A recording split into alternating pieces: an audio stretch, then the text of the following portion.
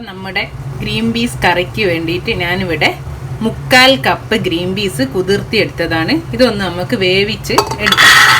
2 എരിവുള്ള പച്ചമുളകും ചേർത്തിട്ട് കുറച്ച് ആവശ്യത്തിനുള്ള വെള്ളവും ചേർത്ത് കുക്കറിലൊരു 4 വിസിൽ അടിച്ചെടുക്കുക. നന്നായി വെന്തുണ്ട്. ഇതന്നെ ഇത്തിരി അധികമാണ്. 4 വിസിൽ കൂടുതൽ ഒരിക്കലും വേണ്ട കേട്ടോ. ഇനി ഇതിലേക്ക് കുറച്ച് മഞ്ഞൾപ്പൊടി, ഒരു 1/4 ടീസ്പൂണ് മഞ്ഞൾപ്പൊടിയും കുറച്ച് ഉപ്പും, ആവശ്യത്തിന് ഉപ്പും ചേർക്കാം. അതേപോലെ ഒരു 3/4 കപ്പ് തേങ്ങാപ്പാൽ, വെള്ളം കൂട്ടിയെടുത്ത തേങ്ങാപ്പാൽ, അത് 3/4 കപ്പ് കൂടെ ചേർത്ത് ഫ്ലെയിം ഓൺ ചെയ്യാം. എന്നിട്ട് ഈ തേങ്ങാപ്പാൽ ഒന്ന് ജസ്റ്റ് തള വരുന്നവരേക്കും നമുക്ക് വെയിറ്റ് ചെയ്യാം. എല്ലാം ഒന്ന് മിക്സായിട്ട് ജസ്റ്റ് തള വരുന്നവരെ. ഓക്കെ, ഇപ്പം അതാ സൈഡിൽ നിന്നൊക്കെ തള വരുന്നുണ്ട്. തേങ്ങാപ്പാലായതുകൊണ്ട് അധികം തിളച്ച് പോകരുത്. ഇനി നമുക്ക് ഓഫ് ചെയ്യാം.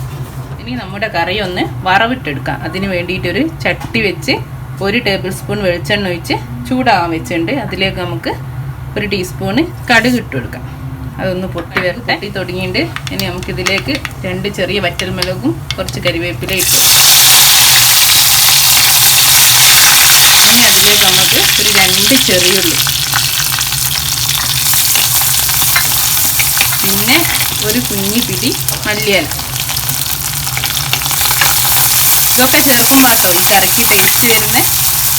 ഇതൊന്ന് നന്നായിട്ട് നമുക്കൊരു ഗോൾഡൻ കളർ വരുന്നവരെ മൂപ്പിച്ചെടുക്കാം.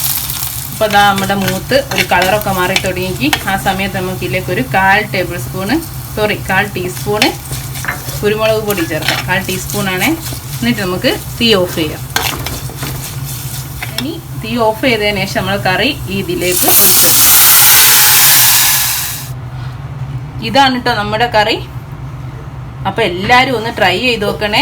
പെട്ടെന്നാവും, 10 മിനിറ്റും വേണ്ട, ഒരു 5-8 മിനിറ്റ് കൊണ്ട് കറി റെഡിയാണ്. അപ്പോൾ രാവിലെ ഒക്കെ പെട്ടെന്ന് ഉണ്ടാക്കുന്നവർക്ക് വളരെ ഈസിയാണ്. അപ്പോൾ എല്ലാവരും ഒന്ന് ട്രൈ ചെയ്ത് നോക്കുക. അതേപോലെ എന്നെ ഒന്ന് സപ്പോർട്ട് ചെയ്യണേ. എല്ലാവരും ഒന്ന് ലൈക്ക് ചെയ്യുക, ഷെയർ ചെയ്യുക, നിങ്ങൾ ഉണ്ടാക്കി നോക്കിയിട്ട് ഒന്ന് കമൻറ്റ് ചെയ്യുക.